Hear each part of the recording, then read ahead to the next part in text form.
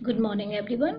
Myself, Dr. Neha Jain, Assistant Professor, HOD Department of Sociology, Government Girls PG College, Lucknow. आज मैं आप सबके बीच अपने एक नए लेक्चर के साथ आज मैं अपने इस लेक्चर में माइकल फूकोल्ट या हम हिंदी किताबों में इनको मिशेल फूको के नाम से जानते हैं, उत्तर संरचनावाद और उत्तर आधुनिकता के प्रमुख हस्ताक्षर के रूप में मिशेल फूको के शक्ति सिद्धांत और विमर्श सिद्धांत की हम आज यहाँ चर्चा करेंगे। पीजी पोस्ट ग्रेजुएट कोर्सेस में और आगामी नेट परीक्षा में भी विद्यार्थियों को बहुत सी इससे हेल्प मिलेगी, ऐसा मेरा सोचना है। और कई बार इस लेक्चर के दौरान जो हम आपको छोटे छोटे उनके बुक्स और इन चीज़ों को बताते हैं, आप उन्हें नोट भी कर सकते हैं, जिससे आपके बहुत से ऑब्जेक्टिव क्वेश्चंस बनते हैं। फूको की जब हम बात करते हैं तो फूको की कृतियों में हमें कई विचारकों से फूको प्रभावित होते हुए दिखाई देते हैं और उत्तर संरचनावादी विचारकों का यह प्रमुख गुण है कि उन्होंने अपने को और भी सिद्धांतों के साथ जोड़ा है। जैसे फूको के कृतित्व में हमें वेबर की बुद्धि संगतता दिखाई देती है, तो कहीं कहीं फूको मार्क्स से भी प्रभावित होते हैं और उनसे प्रभावित होकर ही फूको ने शक्ति की सूक्ष्म राजनीति का सिद्धांत भी दिया था। शक्ति की वंशावली, जीनियोलॉजी ऑफ पावर, इस पे भी हम चर्चा करेंगे। फूको पर जो सबसे अधिक प्रभाव पड़ा वह जर्मनी के नीत्शे महोदय का रहा, क्योंकि नीत्शे ने भी शक्ति की चर्चा की। नीत्शे ने परंपरागत नैतिकता को चुनौती देकर नई नैतिकता की नींव डाली, जो शक्ति और प्रभुत्व पर आधारित थी। नीत्शे तो केवल ये जानना चाहते थे कि समाज में शक्ति किस प्रकार कार्य करती है, शक्ति के संबंधों में उनकी रुचि थी, लेकिन फूको ने इस संदर्भ को और आगे बढ़ाया। उन्होंने स्थापित किया कि जिसके पास ज्ञान है उसके पास शक्ति है। ज्ञान के माध्यम से शक्ति आती है और वह शक्ति समाज में विमर्श का काम करती है, और यह विमर्श डिस्कोर्स की अवधारणा फूको के सिद्धांत की केंद्र धुरी है। विमर्श के संदर्भ में फूको ने अपनी एक पुस्तक आर्कियोलॉजी ऑफ नॉलेज, जो इनकी प्रारंभिक कृति मानी जाती है, इसमें भी ये चर्चा करते हैं और ज्ञान की खोज, ज्ञान मीमांसा उत्तर आधुनिकतावादियों और उत्तर संरचनावादियों का एक प्रमुख उद्देश्य रहा है कि ज्ञान किस प्रकार से, ज्ञान का उद्गम हुआ, ज्ञान के स्रोत क्या है। फूको भी यही जानना चाहते हैं और आर्कियोलॉजी ऑफ नॉलेज में वह पुरातत्व के आधार पर ज्ञान की खोज करते हैं। जब हम पुरातत्व शब्द का प्रयोग कर रहे हैं तो विज्ञान की वह शाखा जो अवशेषों के माध्यम से प्राचीनता और बहुत सारी वस्तुएं, जब हम देखते हैं पुरातत्व विज्ञानियों को खुदाई में वस्तुएं प्राप्त हुई और उन वस्तुओं के आधार पर वो सामाजिक संरचना को जानने की, लेकिन फूको के पुरातत्व के सिद्धांत में पुरातत्व अर्थात प्राचीनता के आधार पर कि प्राचीन समय में व्यक्तियों के सोचने, समझने और विचारों की शक्ति क्या थी, फूको इसको जानना चाहते हैं और वो कैसे बदलती है समय के साथ साथ। ज्ञान भी फूको कहते हैं कि बदलता जाता है, तो प्रारंभिक अवस्था से यानी पुरातत्व के आधार पर वह ज्ञान की खोज करते हैं। फूको का जो अध्ययन के विषय थे वह भी उन्होंने समाज के उन विषयों पर अपनी लेखनी से उनको सामने रखा जो शायद उन्हें उत्तर आधुनिकतावादी या उत्तर संरचनावादियों की श्रेणी में लाके खड़ा कर देते हैं। फूको पे संरचनावादियों में लेवी स्ट्रॉस का भी प्रभाव था, तो जीन पॉल सार्त्र के संरचनावाद से भी फूको प्रभावित थे।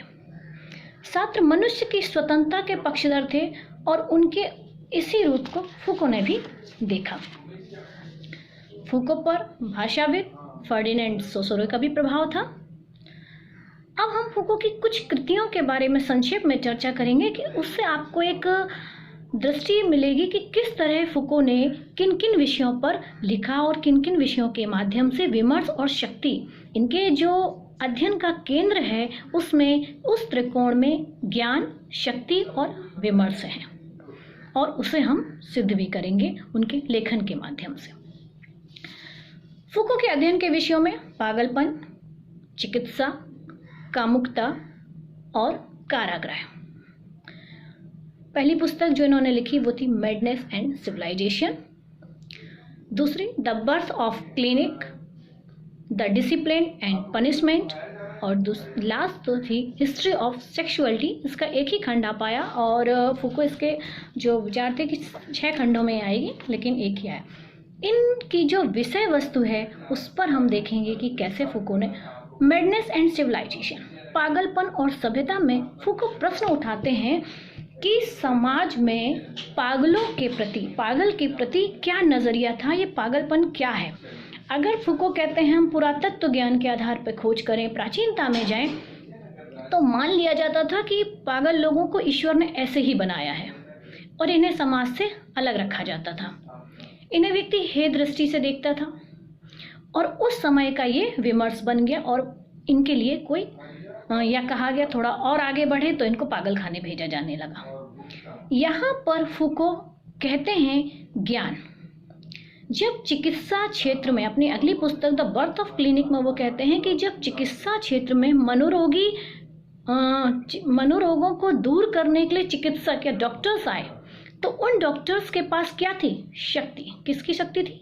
ज्ञान, ज्ञान रूपी शक्ति, जिन्होंने अपनी ज्ञान रूपी शक्ति से ये सिद्ध किया कि ये एक मानसिक व्याधि है और इसका निदान भी संभव है।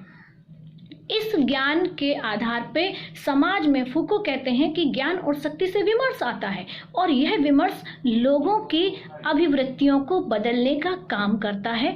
इस विमर्श ने लोगों की ये अभिवृत्ति बदल दी कि पागल व्यक्ति का इलाज नहीं हो सकता है या वह समाज में या परिवार में हमारे साथ नहीं रह सकता है।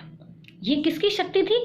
चिकित्सक, मनोरोग में जो स्पेशल विशेषज्ञ के रूप में जो चिकित्सक आए, ये उसके ज्ञान की शक्ति का प्रभाव था। विमर्श बदल गया। फूको कहते हैं जिसके पास ज्ञान रूपी शक्ति है वह विमर्श को भी और समाज के लोगों की मनोवृत्तियों और अभिवृत्तियों को बदल देते हैं। यहाँ फूको मध्यकाल से लेकर ज्ञानोदय तक और आधुनिक काल तक पागल व्यक्ति के लिए लोगों की क्या राय रही, क्या विचार रहे, इसका अध्ययन करते हैं। अपनी नेक्स्ट पुस्तक द बर्थ ऑफ क्लिनिक में टेक्नोलॉजी और जो चिकित्सा क्षेत्र में टेक्नोलॉजी आई जिसने बहुत सारी उन अभिवृत्तियों को बदला जो लोगों की थी, और यहाँ वह कहते हैं कि आगे चलकर जो हमारी अभिवृत्तियां हैं वह विमर्श के माध्यम से बदलती हैं। अपनी अगली पुस्तक डिसिप्लिन और पनिशमेंट में भी वह कारागृह अर्थात जेल, और जेल के बारे में जो विमर्श है वह प्राचीनता से लेके नवीन तक की बात करते हैं, पुरातत्व से लेके कि कैसे उन कैदियों के प्रति व्यवहार रहा, क्या कारागृह पद्धति रही, और दार्शनिक दृष्टि भी वह यहाँ दिखाते, क्योंकि मैंने पहले ही बताया फूको दर्शन शास्त्र के प्रोफेसर रहे हैं और इसमें वह मनुष्य के शरीर और आत्मा का भी विश्लेषण करते हैं। तो कहने का तात्पर्य कि जिन मुद्दों पर फूको ने अपने विचार रखे उनको हम इनके विश्लेषण में इस प्रकार देखते हैं कि फूको आधुनिक संस्थाओं जैसे अस्पताल, स्कूल, कॉलेजेस, जेल, इन सब की भूमिकाओं को स्पष्ट करते हैं और अंत में कहते हैं कि इन संस्थाओं के माध्यम से ही समाज पर नियंत्रण किया जाता है। ये भी सामाजिक संरचना, हमने फूको के पहले वाले लेक्चर में आपको संरचनावाद में बताया था। संरचना क्या है? समाज में बहुत सारी इकाइयां हैं, विभिन्न इकाइयां अपने अपने कार्यों को कर रही हैं। अस्पताल, जेल, शिक्षण संस्थाएं, ये सब भी हमारे सामाजिक संरचना के अंग हैं। शक्ति के संदर्भ में फूको बात करते हैं कि किस भांति लोग समूह में शक्ति के माध्यम से अपने हितों को पूरा करते हैं, ये शक्ति क्या है, इस अर्थ को भी अपनी ज्ञान मीमांसा से फूको जानने की कोशिश करते हैं। और फूको कहते हैं इसके लिए उन्होंने डिस्कोर्स या विमर्श की बात की। विमर्श का तात्पर्य, पहले तो मैं ये बता दूं कि जब हम बहुत हल्के अर्थों में फूको को पढ़ते हैं या सरसरी निगाह से देखेंगे तो बहुत सारे लोग डिस्कोर्स और डिस्कशन को एक मान लेते हैं, जो कि नहीं है। डिस्कशन अर्थात विवाद, डिस्कोर्स विमर्श। हम विमर्श किसे कहते हैं इसको आप लिख भी सकते हैं। विमर्श का तात्पर्य किसी एक वस्तु के बारे में लोगों के बातचीत करने के तरीके या सोचने के तरीके से हैं और ये मिलजुल कर लोगों की सामान्य धारणा को बनाते हैं। ये हमारा विमर्श होता है। विमर्श भी समय के साथ बदलता है। अगर हम यहाँ पर उदाहरण के रूप में आपको एक जिक्र करें, पंडित जवाहरलाल नेहरू अपनी पुस्तक भारत की खोज में लिखते हैं कि कॉपर एज में, ताम्र युग में, व्यक्ति जब प्रौढ़ अवस्था में आ जाते थे तब वह अपने पेट के चारों ओर तांबे की पट्टियां बांध लेते थे। उनका ऐसा मानना था कि जैसे जैसे उम्र बढ़ती है प्रौढ़ावस्था में पेट बाहर निकलने लगता, अर्थात हमारे पास जो बुद्धि है वह बुद्धि बाहर की ओर आने लगती है और वो पेट फाड़ के निकल सकती है। ये उस समय का विमर्श था, क्योंकि ताम्र युग में व्यक्ति ये मानते थे कि बुद्धि पेट में होती है। ये उस समय का विमर्श था और वो बांध के चलते थे। आज विमर्श बदल गया। उदाहरण के लिए ये जो मोबाइल है, इसको अगर हम आज एक रूप में कहें कि धीरे धीरे इस मोबाइल से संबंधित कुछ निषेध या नियम बना दें। हमारा विमर्श अभी तो ये है कि टेक्नोलॉजी है जिसके माध्यम से हम बात करते हैं, संचार युग है और हम वीडियोस ऑडियो देख रहे हैं और इसके जो है वो वैसी किरणें हैं और वो सारा चीज़ें सैटेलाइट हैं, ये सब आपने पढ़ा।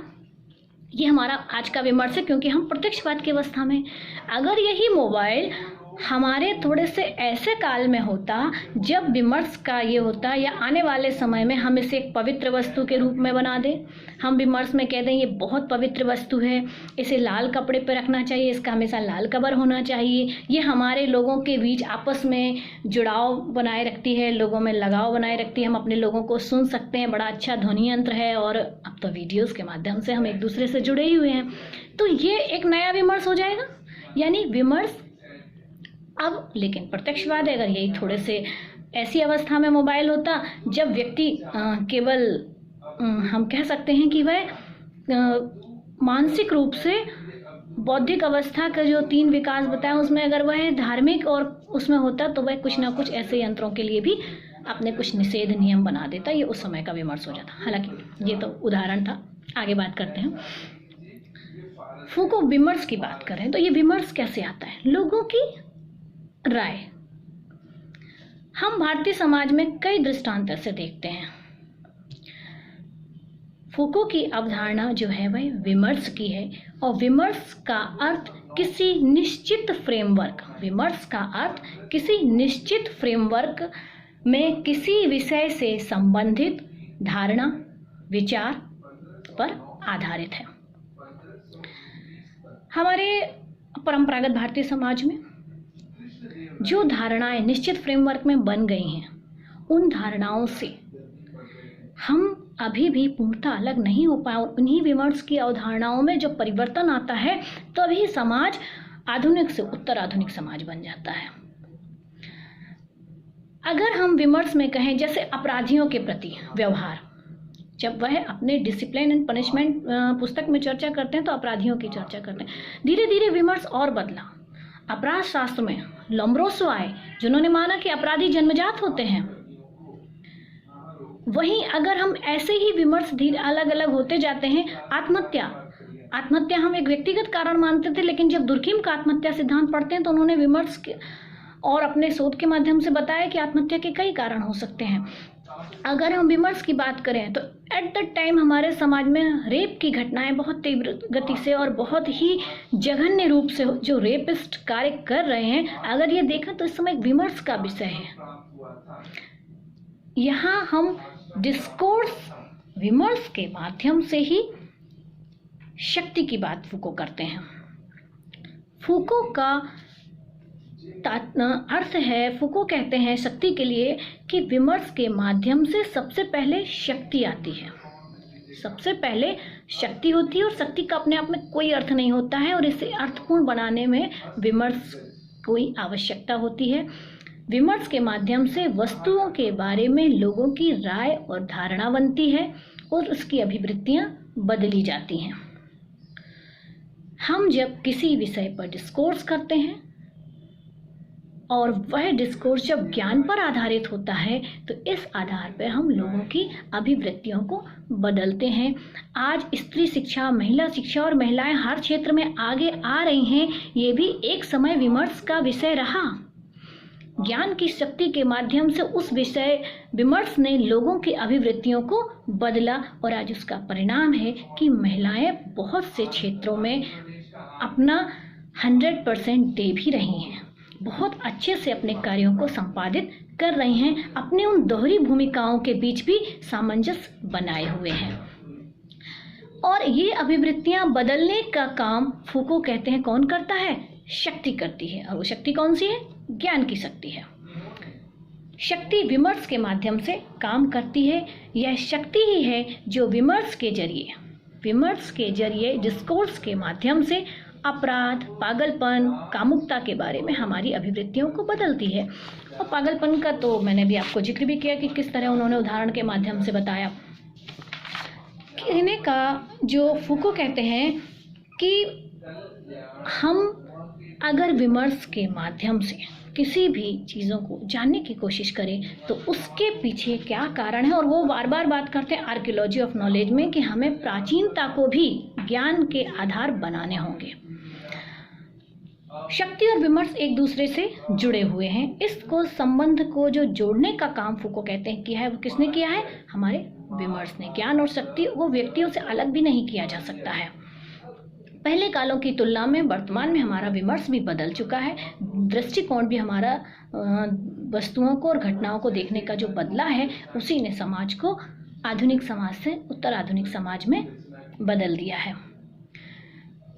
फूको की जो सबसे बड़ी बात है, और वो अपने आर्कियोलॉजी ऑफ नॉलेज में कहते हैं कि अतीत के लोगों का विमर्श क्या था, मैंने पहले भी कहा, और इसके आधार पर ही वह शक्ति की वंशावली, जीनोलॉजी ऑफ पावर की बात करते हैं। यहाँ फूको वेबर की शक्ति की अवधारणा और अल्थ्यूजर की शक्ति की अवधारणा से अलग हो जाते हैं। यहाँ फूको ने एक नया कंसेप्ट दिया कि शक्ति केवल राज्य में निहित नहीं है, शक्ति केवल राज्य के पास नहीं है। यहाँ वह कहते हैं कि शक्ति संस्थाओं में भी है, शक्ति सार्वभौमिक है, शक्ति सभी जगह है। अस्पताल, विश्वविद्यालय, जेल, परिवार, यहाँ तक कि फूको कहते हैं व्यक्ति के पास भी शक्ति है, क्योंकि विभिन्न प्रकार के कष्ट, यातनाएं, जुल्म व्यक्ति सहता है, मनुष्य का शरीर सहता है। किस आधार पर? उसके पास पावर है, शक्ति है। तो फूको के इस पूरे क्रम में जो भी उनकी पुस्तकों में आप देखेंगे, शक्ति, विमर्श और ज्ञान प्रत्येक युग में बदलता है और यह व्यक्ति को परिभाषित करता है। सत्ता और शक्ति की चर्चा में फूको जो शक्ति की सूक्ष्म राजनीति की बात करते हैं, उसमें वह कहते हैं कि शक्ति को हम व्यक्ति में भी देखते हैं, संस्थाओं में भी देखते हैं। हमें ये शक्ति हर जगह दिखाई देती है। शक्ति का संबंध किसी न किसी संस्था से जरूर होता है। जैसे हम कहें विश्वविद्यालय के पास भी अपनी एक शक्ति है। विश्वविद्यालय में अगर कोई नियमों का उल्लंघन करता है तो विश्वविद्यालय के नियमों के विरुद्ध जाने पर विश्वविद्यालय अपनी उस शक्ति का प्रयोग करता है। कारागृह, जेल, अस्पताल, इन सब शक्ति की, परिवार के पास भी शक्ति होती है। परिवार में हम एक दूसरे का सम्मान करते हैं, नियमों का पालन करते हैं, वह शक्ति का ही एक स्वरूप है। शक्ति किसके पास है? परिवार का जो मुखिया है उसके पास शक्ति है और उसके अनुसार लोग कार्य करते हैं। शक्ति और ज्ञान एक दूसरे से पारस्परिक रूप से निर्भर हैं, जुड़े हुए हैं, और शक्ति का संबंध व्यक्ति से होता है। फूको की शक्ति की अवधारणा भी बहुत स्पष्ट है। वे इस तथ्य को स्वीकार करते हैं कि शक्ति और कतिपय संस्थाएं, कुछ संस्थाएं जैसे राज्य आपस में पर्यायवाची हैं। और यहाँ पर फुको कहते हैं कि पहले शक्ति का अस्तित्व होता है और बाद में संस्था का। पहले शक्ति आती है और उस शक्ति को संस्था से जोड़ दिया जाता है और संस्थाएं व्यक्ति के व्यवहार को नियंत्रित करती हैं। हम अब उदाहरण के रूप में अगर आपसे कहें, भारत में विवाह एक संस्था है। हम विवाह को संस्था मानते हैं क्योंकि विवाह कुछ नियम हैं, उन नियमों का पालन करते हैं और हम विवाह को, परिवार को संस्था मानते हैं। तो विवाह के जो नियम बनाए गए हैं उन नियमों का पालन करते हैं। उसमें जो शक्ति है वो कहाँ से आई थी? वही विमर्श के माध्यम से शक्ति आई और उसने बहुत सारे नियमों को बनाया। व्यक्ति उन नियमों का पालन करता है। परिवार, विज्ञान, बाजार, सब में शक्ति है। फुको कहते हैं सब शक्ति के केंद्रीकरण हैं और यहीं से शक्ति बिखरती है। परिवार के पास भी शक्ति है। धर्म में क्या है? शक्ति है। कैसे? धर्म सामाजिक नियंत्रण का कार्य करता है। किस आधार पर? उसकी अपनी एक शक्ति है। वह किन चीज़ों को अपने समाज में लागू करना है, लोग उनके नियमों का पालन करते हैं। अगर देखें तो उसमें बाध्यता भी होती है। अगर हम दुर्खीम के इस तथ्य को जोड़ दें कि उसमें बाध्यता भी होती है, तो ये शक्ति है। और फुको कहते हैं अस्पताल, विश्वविद्यालय, स्कूल, छोटी छोटी, यही इनकी सूक्ष्म शक्ति की सूक्ष्म राजनीति है और ये शक्ति की वंशावली है। ये शक्ति की वंशावली का तात्पर्य यहाँ है कि वह जानना चाहते हैं कि प्राचीन समय में शक्ति किस रूप में थी और वर्तमान में शक्ति कैसे कैसे आ रही है। ये धीरे धीरे शक्ति का जो केंद्रीकरण था वो इन संस्थाओं के माध्यम से शक्ति बिखरती है। फुको के अनुसार ज्ञान को कभी शक्ति से पृथक नहीं किया जा सकता। ज्ञान और शक्ति को पृथक नहीं किया जाता है। ज्ञान व्यक्ति को समृद्ध करता है। ज्ञान क्या करता है? व्यक्ति को समृद्ध करता है और इस ज्ञान को व्यक्ति और धीरे धीरे आगे बढ़ाता है और उस ज्ञान में भी कुछ नया जोड़ देता है और यह ज्ञान धीरे धीरे व्यक्ति को लाभ प्रदान करने लगता है। अपने स्तर पर वह नए ज्ञान का उत्पादन करने लगता है। अब आपको लगेगा व्यक्ति के पास ज्ञान है, ज्ञान धीरे धीरे बढ़ा, फिर वह नए ज्ञान का भी उत्पादन करने लगता है और ज्ञान शक्ति के रूप में कैसे बदल जाता है। उदाहरण के लिए एक डॉक्टर है, डॉक्टर के पास समझ ली, उदाहरण के लिए मान लीजिए हृदय रोग विशेषज्ञ हैं, ठीक है। डॉक्टर के पास ज्ञान रूपी शक्ति है और उन्होंने आपको रिकमेंड किया कि आप देखेंगे अगर हम एडवर्टाइज़ करवा दें, मान लीजिए कि कोई अच्छे से इंडिया के हार्ट स्पेशलिस्ट को ले लें, हम मेदांता के डॉक्टर त्रेहान को ले लें। ये एक उदाहरण है। डॉक्टर त्रेहान एक नाम है हृदय रोग विशेषज्ञों में। अगर डॉक्टर साहब ये कह दें कि अमुक अमुक तेल, इस ब्रांड का तेल आप लीजिए और ये आपके हृदय से संबंधित सभी बीमारियों के लिए लाभदायक है, तो उनके पास क्या है? ज्ञान है, ज्ञान रूपी शक्ति है और वह शक्ति के माध्यम से दिन पे उनको लाभ भी हुआ और लोगों के विमर्श को भी बदल दिया और मार्केट में उस ऑयल की, उस ब्रांड की इतनी तेजी से डिमांड बढ़ेगी। क्यों? क्योंकि उन्होंने लोगों की अभिवृत्तियों को बदल दिया। किस आधार पे? अपने विमर्श के आधार पे, अपने ज्ञान की शक्ति के आधार पे। तो शक्ति क्या करती है? फुको कहते हैं शक्ति व्यक्ति को लाभ भी प्रदान करती है। आप कई ऐड देखते हैं, अमिताभ बच्चन आते हैं, नवरत्न तेल का ऐड करते हैं और आपको लगता है कि नवरत्न ठंडा ठंडा कूल कूल तेल ये लगाना चाहिए। क्या है उनके पास? उनके पास नवरत्न तेल की शक्ति बताने की नहीं थी, लेकिन विज्ञापन की दुनिया में वह एक, वो सारे प्रोडक्ट जो भी हमें लगता है कि बहुत अच्छे चले मार्केट, उनके पास ऐसा कोई ज्ञान नहीं था तेल का, लेकिन उनके पास एक आकर्षक चेहरा है, एक व्यक्तित्व है, एक रोल मॉडल है। किसके? फिल्मी दुनिया के। और आज हमारे रोल मॉडल बदल गए हैं, उनकी कही बात लोगों की अभिवृत्तियों को बदल देती है। तो इस प्रकार हम देखेंगे कि फुको ने अपने ज्ञान, शक्ति और विमर्श के त्रिकोणीय संबंधों के आधार पर समाज में किस प्रकार ज्ञान काम करता है, ज्ञान से कैसे शक्ति आती है और शक्ति विमर्श का माध्यम बनती है और यह विमर्श ही समाज में परिवर्तन लाता है। आई होप आप सबको समझ में आया होगा फुको के ज्ञान, शक्ति, विमर्श आर्कियोलॉजी, शक्ति की वंशावली, ये छोटे छोटे जो उनके कंसेप्ट थे, इन सब को मिला के मैंने आपको समझाने की कोशिश की। धन्यवाद। अपने अगले लेक्चर में हम दारिदा के विखंडन की बात करेंगे। Stay home, stay safe.